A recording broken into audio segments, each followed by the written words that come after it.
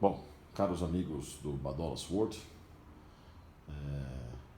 algumas pessoas têm me pedido aí para fazer um vídeo mostrando a minha coleção de LPs, né? E eu joguei aqui em cima da nossa popular toalha florida, né? Alguns LPs e assim, essa não é a minha coleção de LPs, né? A minha coleção de LPs está na casa da minha mãe ainda, no meu quarto de quando eu era solteiro, né? Eu não trouxe para cá. Mas aqui tem um pedaço da minha coleção de LP, um pedaço que seria a terceira fase aí da minha coleção de LPs, e eu divido elas em três fases, né? Eu comecei comprando. O primeiro disco que eu comprei, e aí vou explicar depois, o primeiro disco meu mesmo que eu comprei de rock e tal, foi o Killers do Iron Maiden. Obviamente não foi esse, isso aqui é uma reedição em vinil Picture Disc, né? Que saiu alguns anos atrás, já nem lembro exatamente quando foi, foi em 2012, né? Já faz bons anos, né?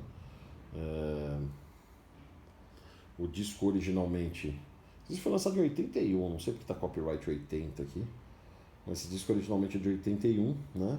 E foi relançado tal. Mas eu comprei esse disco em 82, né? A EMI lançou o The Number of the Beast no Brasil, logo depois de ter lançado na Europa, né? Então o disco saiu na Inglaterra em 82, pouco tempo depois saiu aqui no Brasil, e aí o catálogo antigo veio na sequência, né? O segundo disco que saiu foi o Killers, né? E o meu primo Renato Gastaldo, eu me lembro perfeitamente como se fosse hoje, apesar de já fazer 38 anos isso, né? O meu primo tinha escutado de um amigo dele e tinha ido comprar numa loja que tinha em São Caetano, no centro. E eu fui com ele, né? E o dia que ele comprou o The Number of the Beast, ele falou pra mim, compra o outro disco, né? Que era o que tinha saído depois. A gente até achava que o Killers tinha vindo depois do The Number of the Beast, né? Mas aqui é o segundo disco do Iron Maiden, esse é o terceiro disco. A gente achava que era o contrário, não tinha informação, não tinha internet, não tinha nada, né? Não tinha onde procurar. A gente achava que era o contrário, justamente porque esse aqui tinha saído um pouco depois aqui no Brasil. Então eu comprei o Killers, ele comprou o The Number of the Beast, né? E cara, foi o primeiro disco, cara, isso aqui quando eu tinha 12 anos de idade, né? Eu vi essa cena aqui, né? Paul Diano com essa cara de louco cantando, esse palco cheio de fumaça, né? E a própria abertura do disco, né? Com Ides of March, depois já emendando Watch Out, Murders in the Rue Morgue. Pra mim foi uma pancada na orelha isso. Eu fiquei absolutamente apaixonado, né?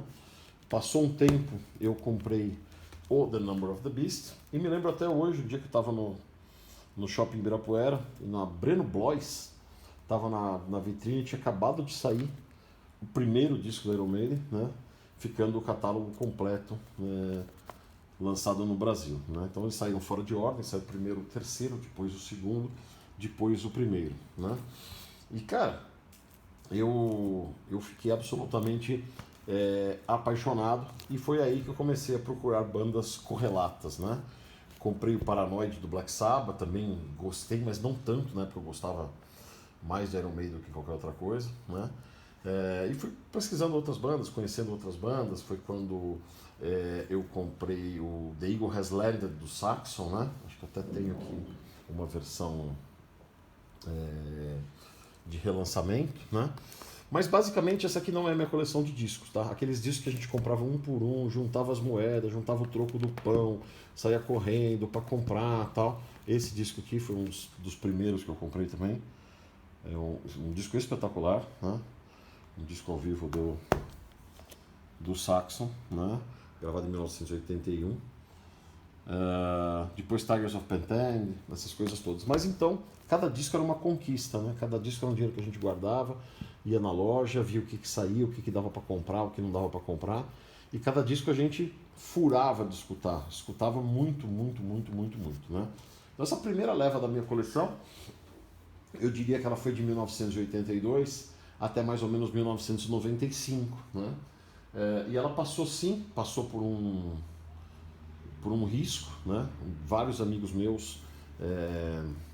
Vou passando aqui outros discos que eu não vou nem falar muito, enquanto eu vou contando a história, né? Vários amigos meus que tinham boas coleções de discos se desfizeram por conta de uma coisinha chamada CD, né? Eu fui fazer intercâmbio nos Estados Unidos de 86 para 87 e eu me lembro que em fevereiro de 87 eu comprei um CD player numa Radio Shack, comprei meus primeiros CDs, né? E a gente, quando chegou com CD, quando começou a ver CD, era uma coisa de louco, né? Porque era muito prático, você simplesmente colocava lá, não precisava ficar virando, por exemplo, um disco duplo desse, né? São 4 lados, né? Você escuta 15 minutos, vira, né?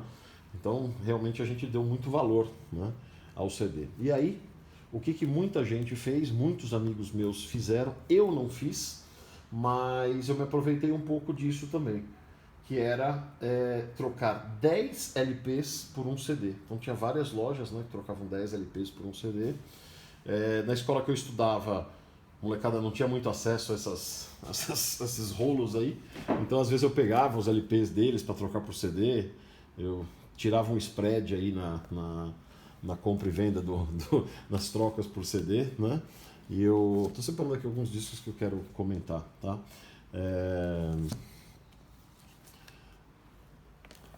E eu não vendi nenhum, pelo contrário, a minha coleção cresceu um pouco, enquanto coleções de vários amigos, né, foram encerradas aí nessa época, tá? Aí a gente fala, né, poxa, mas se tem o CD, se tem as coisas, para que colecionar mídias físicas, né? E aí eu tenho uma resposta, né? Depois eu volto um pouco aqui nessa coleção, nesse pedaço da coleção.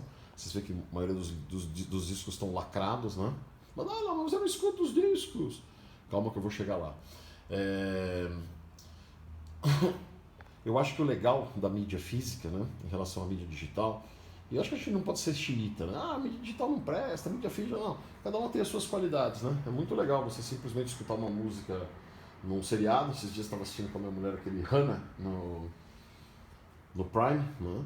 Putz, tocou uma música legal, você põe o SoundHound lá, já vê que música é, já vê qual é a banda, já baixa, né? É um imediatismo, assim, pro bem e para o mal, né?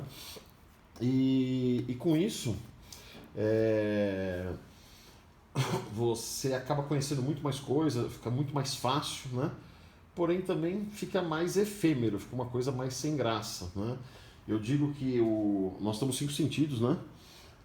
E a música digital, o formato digital, ele trabalha um só, que é a audição, né? O formato analógico, né, ele trabalha pelo menos 4 sentidos, né? O visual, né? Essa capa, putz, na época, cara, quantas vezes eu fiquei olhando cada detalhe, né, dessa capa do Derek Riggs. Esse aqui é um The Number of the Beast original, né, da prensagem original japonês, né? Vem com esse obi aqui, o preço em yen e tal. E a gente olhando todos os detalhes do desenho, putz, uma obra de arte, né? Do mesmo jeito que eu tenho os meus quadros aqui de surrealismo, adoraria ter um original do Derek Riggs, né? Um desenho original do Derek Riggs. A gente fica procurando os detalhes, a gente fica procurando coisas que a gente não viu ainda, né? A capa do disco era a mesma coisa. Então, o LP, ele te aguça a sua audição, né?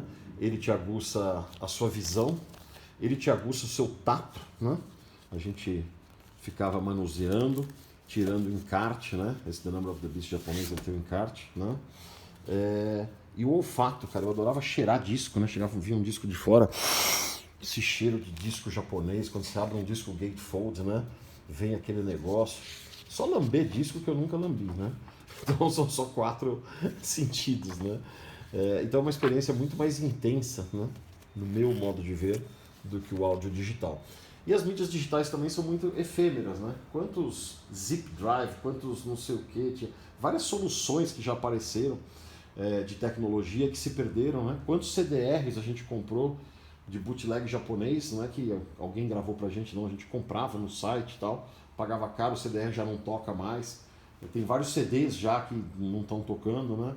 E o vinil, ele é para sempre, né? Badola, mas tem o desgaste e tal. Sim, mas você pode, do vinil, você tira uma gravação, você grava um CDR, você faz um arquivo digital, depois você toca de novo, né? Então o vinil é muito legal, acho que por isso que ele teve esse comeback, essa volta aí como uma coisa, não mais uma coisa massificada, mas como uma coisa cult, né? Uma coisa legal, uma coisa bacana, né? Vou mostrar depois um pouco eles, mas eu separei aqui, até coloquei na imagem lá na comunidade para aguçar o assunto, né? Aqui são dois, não são dois LPs, né? Você vê essa capa gatefold, você pode até achar que é um LP, mas na verdade são dois LDs, né? LD é uma tecnologia que durou muito pouco também. Ele é o avô do DVD, né? Ele tem o tamanho de um LP, mas ele é um disco digital, como se fosse um CD com imagens, né? E essa era a dificuldade que eu imaginava para gravar um vídeo falando de discos com uma mão só. Mas a gente chega lá. Então você... Epa, beleza. Você tira aqui, é como se fosse um CD gigante, né? Tem lado, então lado 1 e lado 2. Ele é meio desajeitado de tocar, né? E foi uma tecnologia que durou realmente muito pouco, né? Cheguei a ver alguns LDs para vender aqui no Brasil, em loja especializada, tipo Museu do Disco e tal. E durou muito pouco. Eu tenho 3 LDs e um aparelho que eu ganhei do meu amigo Alfredo Yulis. Tem mais um do Iron Maiden, eu não lembro qual é. Eu acho que é aquele Made in England, que tem o Ed pulando numa moto e tal, que deve ter ficado na casa da minha mãe, né? Bom, depois eu guardo isso daqui. Então essas coisas são legais, né, em termos de coleção. Eu até tenho o LD lá, mas putz, não tive a curiosidade. É um vídeo que se você procurar no YouTube, você vai ver em alguns minutos. Eu não tive a curiosidade ainda de funcionar. Não por falta de curiosidade, mas tem um monte de fio que eu tinha que puxar, que eu tinha que ligar. Uma hora vamos fazer, a gente faz um vídeo do LD em funcionamento, né? Bom, então, a primeira fase foi aqueles discos que eu comprei um por um, né? Putz, sofrido, suado, eu lembro a história de cada um deles, onde eu fui comprar, onde eu fui buscar. E esses discos estão todos na casa da minha mãe. Com o advento da internet, em 1995, a gente teve acesso a lojas no exterior. Tinha uma loja na Inglaterra chamada Vinyl Tap, né? A torneira dos vinis, né? E na época era uma loja super tosca, era basicamente um arquivo FTP com o nome dos discos, né? Cara, eu fiz um estrago lá, eu me endividei naquela loja. E isso no meados, assim, na segunda metade dos anos 90, né? A gente acabou comprando muita coisa que a gente não tinha, né? Então tem uma segunda leva aí, são muitos discos aí que vieram, discos raros, né? E que estão também lá na casa da minha mãe. Essa terceira fase é a menos importante, mas eu não abandonei os LPs, né? Eu continuei comprando esses lançamentos, né? E isso de 12 anos para cá, desde que eu moro aqui. Então aqui, essa reedição aqui, que a EMI fez, e aí foram muitas reedições que várias bandas tiveram, são materiais muito legais, super luxuosos, né? Picture Disc, para quem não sabe o que é Picture Disc, tem um aqui. O disco, em vez de ser preto, em vez de ser tal, ele vem com as imagens, né? Olha que lindo esse disco do Dio, né? Master of the Moon. E ele atrás aqui. Então todos esses discos são Picture Discs. Os Picture Discs, eles normalmente vinham nesse plástico grosso, transparente, para você ver ele. Mas aqui não, aqui ele vem numa capa normal. E dentro da capa você puxa, você encontra o Picture Disc, né? Então aqui, por exemplo, foi uma edição limitada dos 8 primeiros discos do Iron Maiden em Picture Disc, né, com vinil pesado, né, heavyweight vinyl, então pretensamente com uma boa qualidade de som e com a arte original, né. Eu tenho todos esses discos na versão original que eu comprei na época, né, são aqueles discos que eu escutei muito, então que eu tenho um carinho gigantesco, e acho que até foi um dos motivos que eu nunca misturei eles, né, aqueles discos que eu convivi, que eu tenho tanta história, com esses discos que eu comprei porque era uma coisa legal para coleção, são edições limitadas que depois somem, né? E agora eu tenho um desafio de juntar tudo isso. Como é que a gente vai fazer um merge daquelas coisas antigas, né? Com coisas novas, né? Aqui algumas coisas também, ó, esses relançamentos são muito luxuosos, né? Você vê esse disco do Gillan, Future Shock, num livro, né? Putz, praticamente um livro com um monte de coisas aí e tal. Os discos que foram saindo, né? E aí tinha lançamentos que iam saindo e a gente já comprou em vinil, né? mais um solo do Gillan, né? Esse disco do Alice Cooper, eu lembro quando saiu, comprei o CD, muito bom, né? A Fistful of Alice. Aqui esse Monsters do Kiss, aqui eu nunca fui muito fã de Kiss, gosto dos discos mais antigos, né? Mas é engraçado, foi um lançamento em vinil também. E é engraçado, né? O Kiss que sempre fez tanta balada, tanta coisa, né? Tá aqui, no filler, no ballads, né? Just full throttle rock and roll, né? É uma banda muito marqueteira, tem o seu valor, né? Eu lembro do show do Kiss no Morumbi em 1983, convencer minha mãe a me levar e tal. Foi legal. Esse aqui é uma coisa épica, mas um lançamento, um relançamento, né? Também vinil 180 gramas e tal. Mas esse disco aqui foi um disco que marcou muito a minha infância e adolescência, né? Dá vontade de pegar uma espada e sair indo pra Terra Santa, furando a barriga de todo mundo escutando isso aqui. E aí, ó, várias coisas, edições limitadas e tal. Então foram coisas que, do mesmo jeito que o Iron Maiden soltou essa edição, né? Black Sabbath também, em vinil 180 gramas, né? Então não é em picture disc, mas é num vinil de alta qualidade, né? Um vinil pesado, né? Eu nem lembro se eu comprei todos, eu acho que eu não comprei todos do Black Sabbath. Faz um tempinho já isso daí.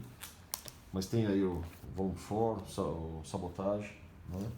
O Sabbath Bloody Sabbath. Eu lembro no Museu do Disco, o Sabbath Bloody Sabbath saiu no Brasil na época e depois logo ficou fora de catálogo. Então o Sabotage, o Sabbath Bloody Sabbath, o Technical Wastes e o Never Say Die, né? Os 4 discos, o Ozzy gravou 8 discos no Sabbath Clássico, os 4 primeiros tinha vontade para comprar, mas do 5º ao 8º eram fora de catálogo. Então a gente via isso, principalmente na loja do Museu do Disco, importados super caros, né? Era uma coisa caríssima, né?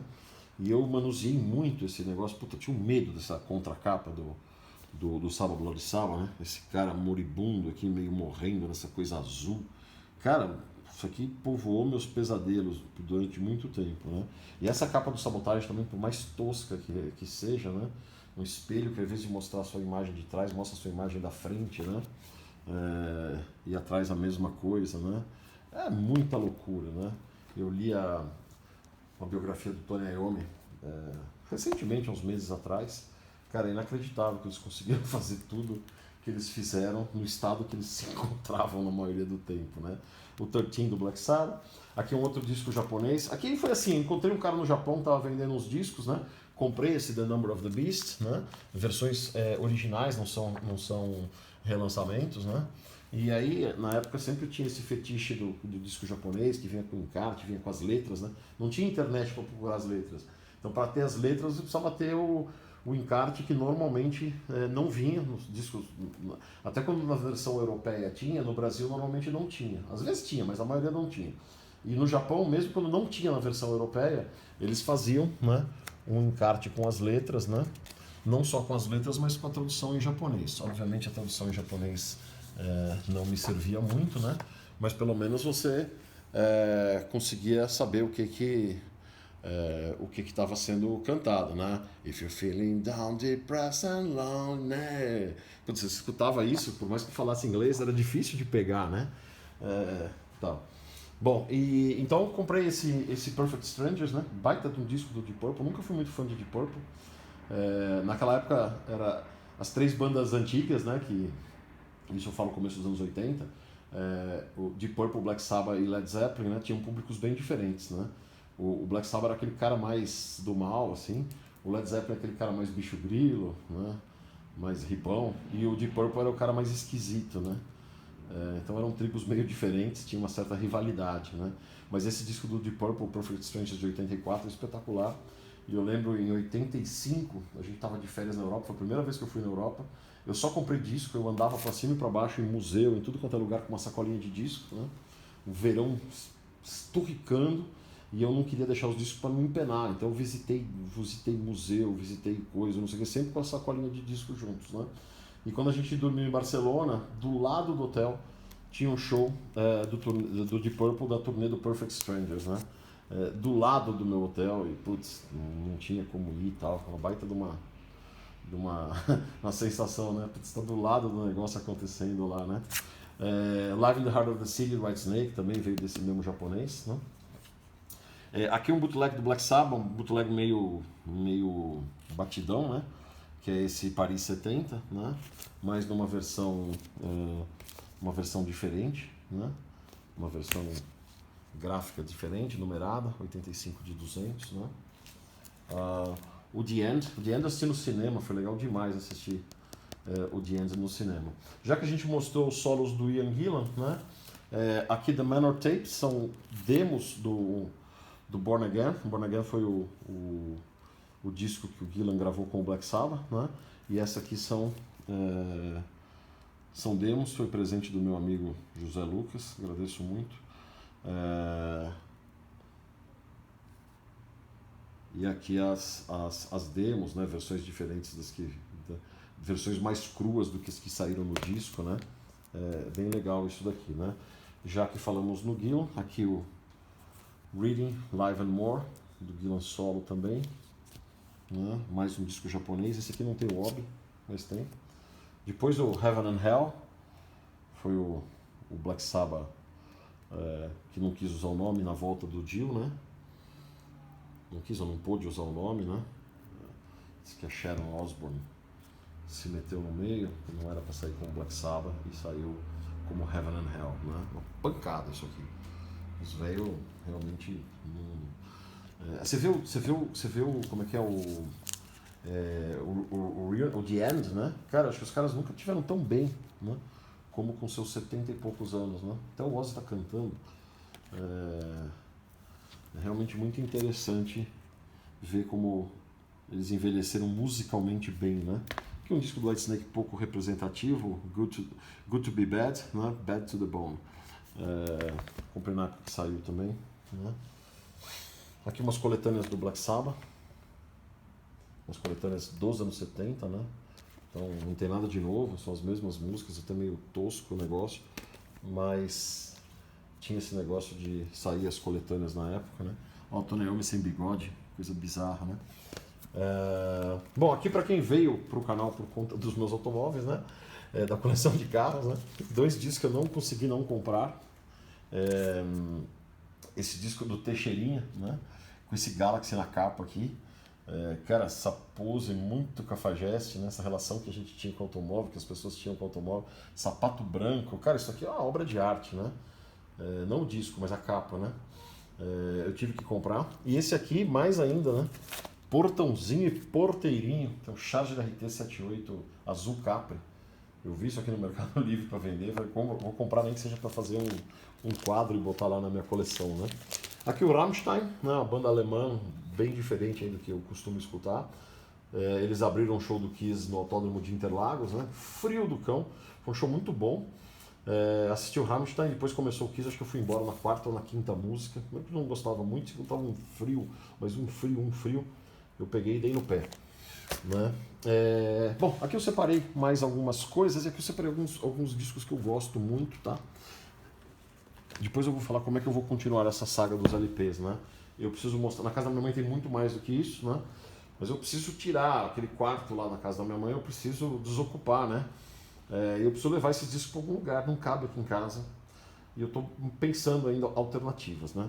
Essa aqui é uma banda alemã que eu gosto muito, Rage, uma banda que está desde os anos 80. Assisti alguns shows deles, né? Não gosto tanto do caminho que eles foram mais recentemente, mas tem coisas aí dos anos 90, começo dos anos 2000, realmente muito boa.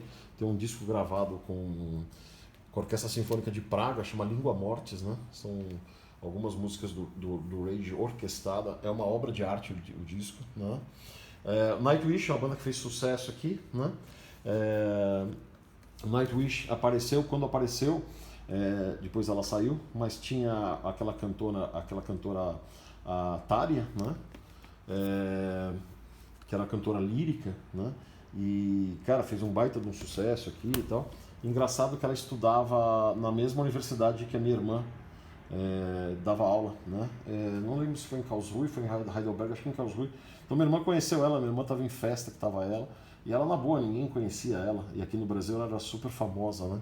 Então é engraçado como tem umas coisas engraçadas, né? Tem banda que faz mais sucesso aqui do que lá. O próprio Iron Maiden é uma banda grande no mundo inteiro, mas o nome que pegou aqui no Brasil, né? Eu acho que o maior público do Iron Maiden, até hoje o público mais fiel é no Brasil, né? Essa aqui é uma banda espanhola muito boa, Terra Santa, mas os primeiros discos são bem melhores. Também acho que se perderam um pouquinho. Mas os três primeiros discos são espetaculares. Os dois primeiros discos são espetaculares, né?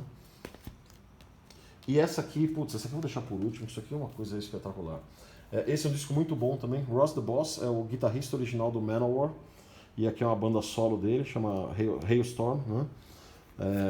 Esse cara tem uma carreira, putz, ele era de uma banda punk, né? Dictators, depois foi pro Manowar, formou o Manowar, depois, putz, passou por um monte de coisas super diferentes, sabe? E aí ele fez esse disco bem numa pegada Manowar de novo, mais legal que o Manowar, né? Legal pra caramba esse disco do Ross the Boss. E agora aqui, isso daqui é uma coisa espetacular, né? Halloween, não confundam com Halloween, a banda alemã. Esse Halloween é uma banda de Detroit, né? 3 discos só, são 2 irmãos, inclusive nos encartes tem foto da mãe deles, né? 2 irmãos ou 3 irmãos, a mãe deles aparecia lá mostrando o dedo no meio, um negócio e tal.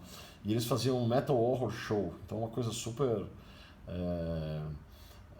super exagerada tal, né? Mas as músicas são muito legais, né? Esse disco Victims of the Night é uma obra-prima e é uma coisa super, super underground, né? Esse disco aqui é o 145 de 500, né? É uma banda que muito bacana e muito, muito, muito pouco conhecida, né? Halloween. Bom, aqui isso aqui foi uma busca de 30 anos, né? Eu vi esse 1983, comecinho de 83, estava super obcecado na coleção de Iron Maiden. Um dia no Museu do Disco, eu vi esse bootleg para vender, um bootleg triplo, né? E não tinha saído o segundo disco do Iron Maiden, fiquei gravado. Cada lado é uma banda, né? Então Iron Maiden, Saxon, Black Sabbath, Scorpions, Ozzy Osbourne e Motorhead. E aqui não tinha saído o segundo disco, Killers ainda, então eles não sabiam o nome das músicas, né? E aí a pessoa chutou, né? Venom, Angel Dust, Victims. Cara, foi um chute, né? E a gente achava que eram músicas que a gente não conhecia. Então eu era louco para comprar esse disco, mas esse disco custava uma pequena fortuna, né? Um bootleg importado em 1982, 83, começo de 83 provavelmente, eu nunca consegui comprar, nunca vi outro, né? E fiquei com esse negócio na cabeça povoando durante muito tempo, até que um dia eu vi no eBay para vender, comprei na hora, né? Levou um tempão, chegou aqui e está aqui na minha coleção, né? Architects of Chaos é um disco com o Paul Di'Anno, né? Que era o vocalista do Iron Maiden. E aqui alguns bootlegs, né? Esse aqui 3 bootlegs legais, né? De 3 shows do Iron Maiden em começo de carreira, abrindo para outras bandas, né? Então aqui é Gotemburgo 1980, abrindo para o Kiss, e as capas remetem aos shows que o Iron Maiden abriu, né? Aqui Londres 79 ou 80, abrindo para o Motorhead, No Sleep for the Beast, 79, Music Machine, 30 de setembro de 79, né? Ainda com o Doug Sanson e Tony Parsons na banda, né? Então, bem legal. E aqui abrindo para o Praying Mantis, abrindo não, acho que co-hosting, né? Co-headlining com o Praying Mantis, na Escócia, em fevereiro de 80, né? Então são 3 bootlegs bem bacanas, né? Aqui da turnê do Killers nos Estados Unidos, Made in America, um baita de um bootleg legal, bacana mesmo, né? Gravado em Milwaukee, 26 de junho de 81, né? Aqui já com Bruce Dickinson, BBC Archive, né? BBC Archive. Não, tem o Reading Festival de 82 é uma boa parte, mas tem outras coisas antes, né? Tem bastante coisa do Reading Festival, acho que a parte 2 é só o Reading Festival, mas tem um BBC Radio Friday Rock Show de novembro de 79, né? Ainda com Paul Di'Anno. Então as primeiras 4 faixas são de 79, depois tem 2 do Reading Festival de 82, o lado B também, e o segundo disco continua, olha que zona, né? O segundo disco continua o Reading Festival no lado A, e no lado B tem o Reading Festival de 80, né? Então uma salada aqui. Esse aqui também é um disco épico, né? Eu Essa é uma segunda cópia, tá? Que eu consegui, eu vi um dia vendendo, eu não resisti, porque eu parei um ouriço para conseguir comprar esse disco, né? Era um bootleg do Iron Maiden Live Concert, um disco que eu vi em 1982 e na época eu queria comprar, mas era caríssimo, né? Ele aqui está escrito que é Manchester, England, 1982, mas não é. É Milão, 1981. Foi uma turnezinha de 5 shows que o Iron Maiden fez com o Bruce Dickinson na Itália, logo depois que o Paul Di'Anno saiu, para dar um esquenta, né? E esse aqui é um dos 5 shows, esse aqui é de Milão e esse aqui em Roma, né? Então foram tocar na Itália, porque se não fosse legal, não muita gente ia ver. Então são aqui ó, 27 de outubro de 81, esse aqui acho que é 30 de outubro de 81. E são os 4 lados, né, só com faixas dos 2 primeiros discos, mas com Bruce Dickinson cantando, né? Também é bem interessante, né? Isso aqui é uma coisa pitoresca que apareceu. Tinha uma banda chamada Iron Maiden antes do Iron Maiden, né? Acharam umas demos, acharam não sei o que e aí lançaram o disco, né? Como The Original Iron Maiden, né? Eu não abri o disco, né, vocês viram, eu escutei digital, não achei grande coisa, mas faz parte aí da coleção. Alguns maxi single, esses sim da época, né, são versões alemãs, coisas que apareceram a gente via na internet e tal, às vezes com preço bom, coisas meio raras, né. Esse aqui é o Women in Uniform, mas a versão alemã. A versão inglesa tem a capa diferente, esse aqui tem só um close da capa do disco, né. E essa foto aqui provavelmente é tirada do clipe Women in Uniform, né? Você vê o Dennis Stratton aqui no primeiro plano. Run to the Hills também, essa capa aqui quando saiu o 7 polegadazinho, né, disso aqui, eu vi para vender. Cara, era uma coisa de louco. Depois fiquei sabendo que essa aqui era uma capa que era para ser a capa do The Number of the Beast e na última hora trocaram, né? Mas inicialmente essa era para ser a capa original, acabou virando capa de single, né? O Iron Maiden tinha esse negócio legal de trabalhar bem os singles, né? Frequentemente com músicas ao vivo, com músicas inéditas no lado B, né? Aqui a gente tem um 7 polegadas também, que não é um 7 polegadas original, né, de 81, Twilight Zone, mas é um relançamento de 2014, né? Lançamento americano, nunca tinha saído nos Estados Unidos, eu não tinha esses 7 polegadas.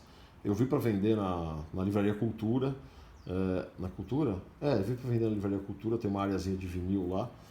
Acabei comprando, né? Então, assim, historicamente não é uma coisa tão rara, mas não deixa de ser uma coisa. E aí, para fechar, né? Os discos que foram saindo, né? Final Frontier, coletânea, ele virou um baita de um caça-níquel, né? Solta coisa, coletânea disso, coletânea daquilo. Disco ao vivo no Chile. Depois o Book of Souls Live, né? Mas a gente continuou fazendo a coleção, né? A Matter of Life and Death. A gente foi comprando à medida que foi saindo, entrava sempre na Amazon nos Estados Unidos e colocava. E hoje o vinil ficou tão cult assim, que as bandas têm soltado essas caixas, né? Então não só lança o disco em vinil, mas lança com uma caixa que vem com um monte de coisa, né? Uns lançamentos super legais, né? E aqui é um disco só, não é uma coletânea, não. Vem nessa baita caixa, né? Aqui um live do Axel Rudipel, uma banda muito legal, um guitarrista alemão espetacular. A caixa de 30 anos, aniversário de 30 anos, né? Um baita de uma caixona. E aqui uma coleção do saxo, essa aqui eu não tive nem coragem de tirar da caixa que veio, porque estava tão bem embaladinha, né? The Vinyl Horde, né? São 4 LPs duplos, né? Com discos ao vivo, né? Coletânea, mas não. É um lançamento de gravações ao vivo, gravações inéditas, né? Então são 4 vinis duplos, são 8 discos, né? Vem aqui. E aí acho que essas bandas veem que tem gente que ganha dinheiro com os bootlegs, né? Com os discos ao vivo não autorizados, né? Fala, pô, por que não lançar a gente mesmo, né? Já que tem gente que compra, né? Vamos a gente mesmo pegar as nossas gravações ao vivo e lançar. Então é isso, pessoal. Essa aqui é a terceira parte da minha... É o primeiro vídeo, óbvio, mas é a terceira parte da minha coleção de discos, né? E Eu estou pensando onde eu vou juntar todos eles, com os da minha mãe, com tudo, como é que eu vou organizar, né? Se tiver alguma dica, deixa nos comentários aí. E quando eu mexer lá nos discos da minha mãe, aí vocês vão ver coisas realmente pitorescas, beleza? Então é isso. Badolas World trazendo assuntos pitorescos, diversos e aleatórios. Um abraço a todos, até mais.